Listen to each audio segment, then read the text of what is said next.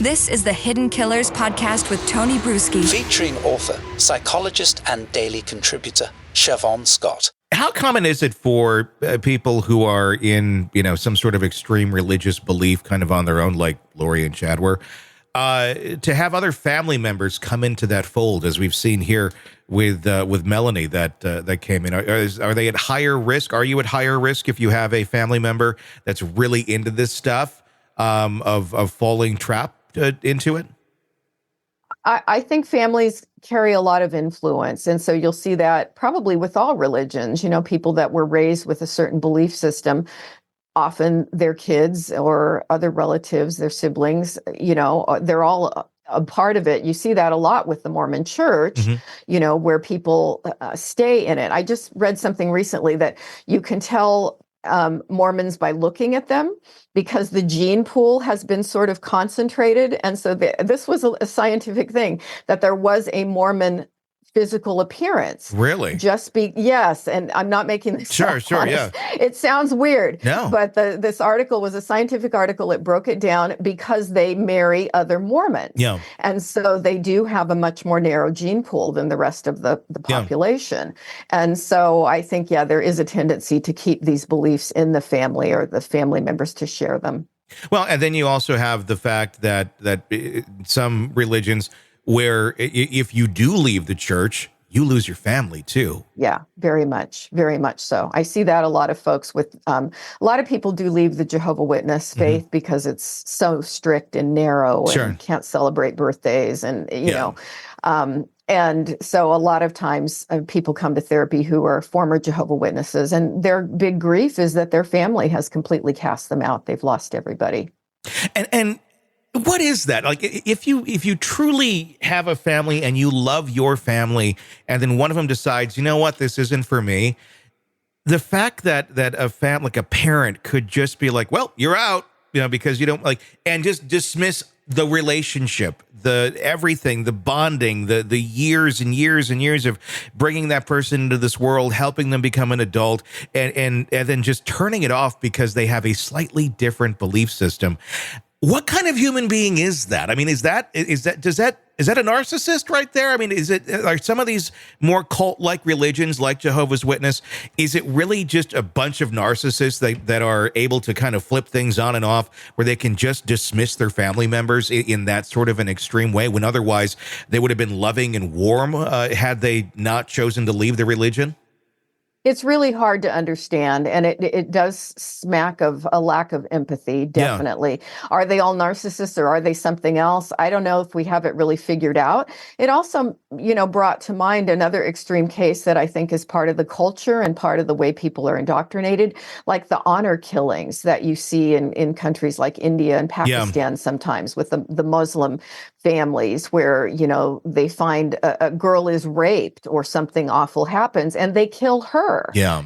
She's stoned to death. And I can never wrap my head around how people murder their own children. But we're kind of weird, and you get people in groups where behavior is normalized like that, and people can swallow it. They adapt, especially when you somehow mix supernatural powers into it, a religion. Yes. And that's the scary thing, because it's like that's, I don't believe, is like the intent of it. Most religions, there's some. I mean, some are just meant to be good, but you can twist anything around.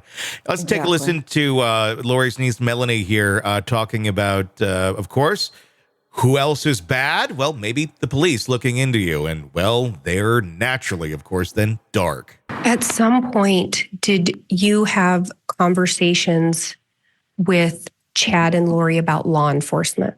Yes. What did they tell you in relation to law enforcement?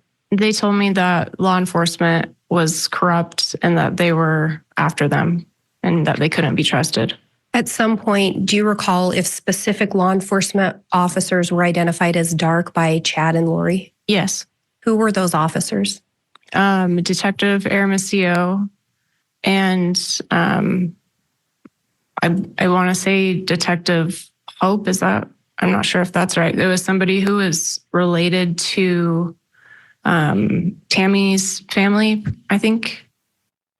So not a far stretch there for them to label law enforcement dark, because obviously they're looking into them. Definitely. Yeah. Anybody who was going to get in their way was dark. And I would not be surprised if there were eventually hit squads sent out after them, if they had gotten away with it. I was wondering about that. I'm wondering, had they continued to progress, if those officers' lives would have been in danger. Melanie did get a bit of a wake-up call from her newer husband, even on their wedding night, where he finally said, yeah, there's something kind of weird here about the Daybells. In addition to, giving me a blessing, or saying, they approve of me marrying Melanie, they gave me a religious blessing. Was anything strange about the religious blessing to you? It was unorthodox based on the LDS beliefs that I held at the time. He talked about shielding me with light, removing dark weapons from me. Initially, were you somewhat open to some of the ideas she was sharing? Yes. How long did you remain open to those ideas? Until the night we got married. What changed that night? The weight of what she was sharing, the implications of what she was sharing. It was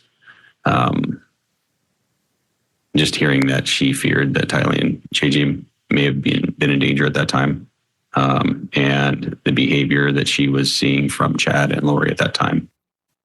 It's gonna be a little difficult to differentiate sometimes. Okay, this is a good blessing over here. This is a bad blessing, but they're both kind of equally crazy. But this one seems to be a little more violent than this one. I mean, what is that? I mean, we're like, I'm open to some of your beliefs, and then some draw a line at. Yeah, it's so hard to tease out when because a lot of people would say that a lot of the Mormon beliefs are nutty, crazy. So it's, I think, speaks well of this guy that he at least had a line when people were in danger or there was a threat or a suspicion of violence, that was something that he could not validate, could not accept that. So that speaks well of him. And it would be interesting to know if his belief system has changed overall about his faith since this horror story has come out. You know what we don't see in any of the witness testimony is remorse. We don't see anybody looking back on this going, oh God, yeah. It's just like, yeah, this is what I believed, and all good.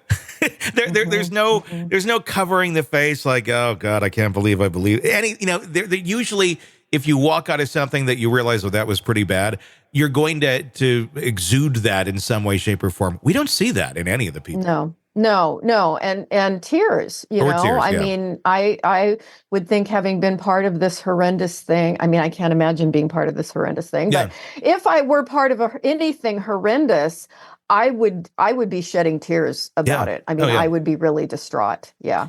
Yeah, a very interesting group of people, and it does make you wonder, what are they believing now, or what cult has found them now? Exactly. What's the future hold for them? Yeah. Exactly. Sick of the ads? We are too. Start listening with no commercials now and get access to all of our episodes in advance of everyone else. Become a True Crime Today Premium Plus subscriber on Apple Podcasts. Search True Crime Today Premium Plus on Apple Podcasts or go to our podcast page and sign up now. True Crime Today Premium Plus. Sign up now.